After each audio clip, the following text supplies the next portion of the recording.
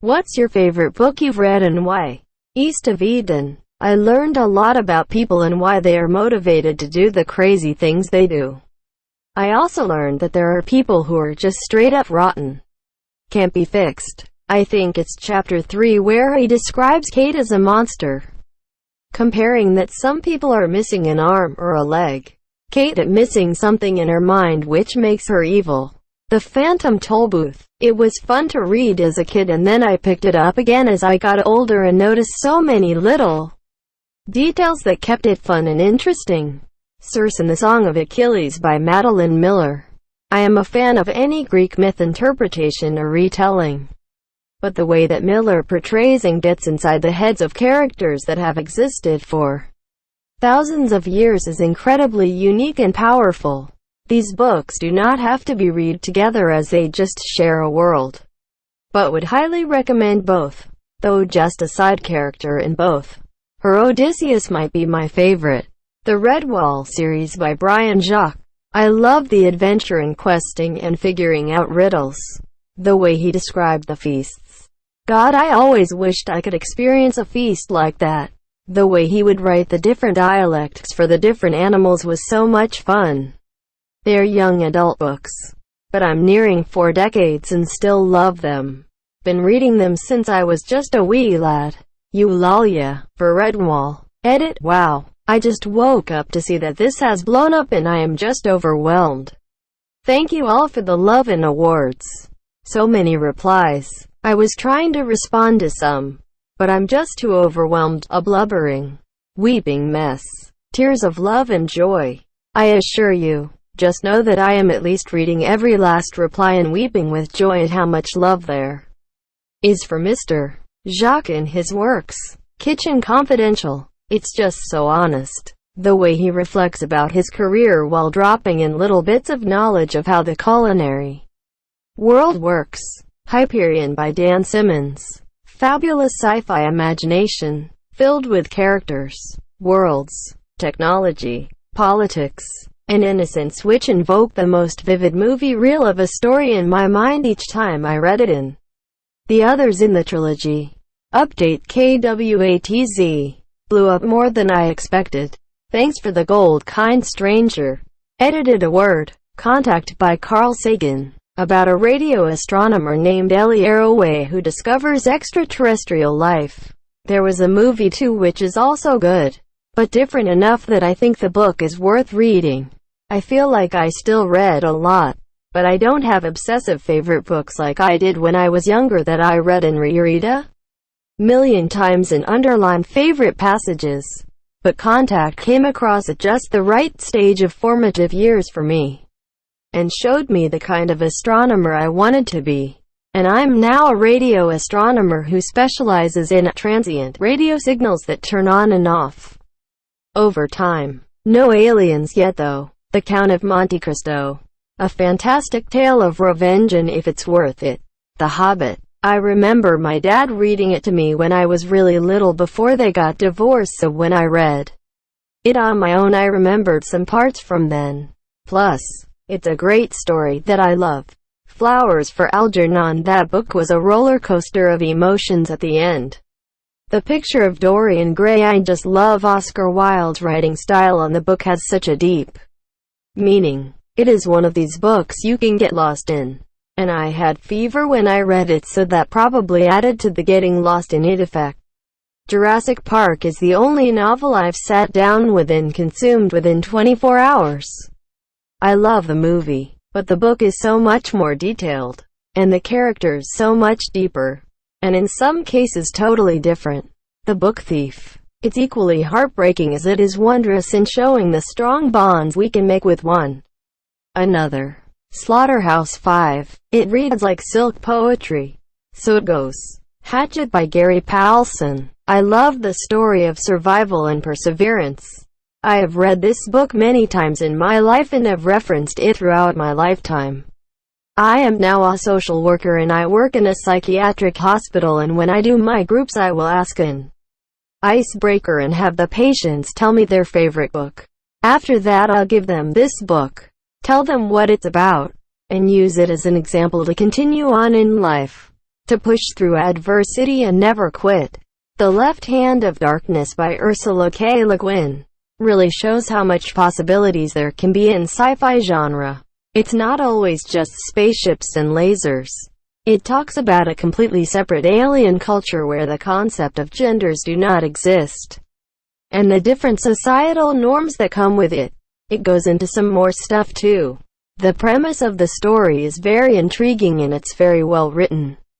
Brave New World by Aldous Huxley. I first read it when I was 16 for a sci-fi class elective and it blew my mind. It is such an interesting read and it really challenges your perception of society and humanity. Catch-22 because I love satire and no other book I've read captures the absurdity of things quite like Heller did. Where the Red Fern Grows rips your heart into pieces. Leagues Under the Sea by Jules Verne. It's fantastically written, full of suspension, and I just love the overall theme. It is insanely fascinating how he could write about things without knowing they will actually exist.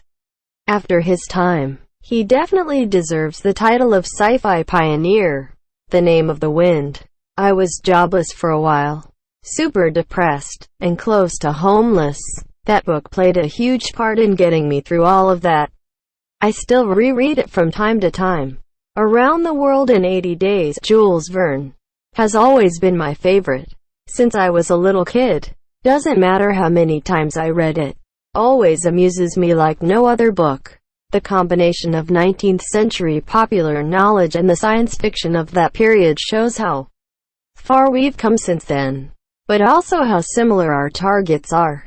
The Ranger's Apprentice, Siege of Mackinac, Animal Farm. It was a satire. I knew what it was mocking. It was actually a good story. Ender's Game. I was 16 and a typical jock. Not a reader at all. My chemistry teacher told me to read it. Blew my mind. Yeah, I know Card is an extremely questionable human being. My 16 years old self isn't changed by what the guy is now. 1984 by George Orwell. Not to sound like that person who's woke AF, but it really is a book that gets you thinking. It's both fascinating and frightening. Hitchhiker's Guide to the Galaxy. Just a nice satirical book that takes the piss at every turn and looks into the mind and motivations. Where else can we learn the secret to flying is to throw yourself at the ground and miss. The Ingenious Gentleman Don Quixote of La Mancha by Miguel de Cervantes. Absolutely fabulous novel that is a greatly entertaining read.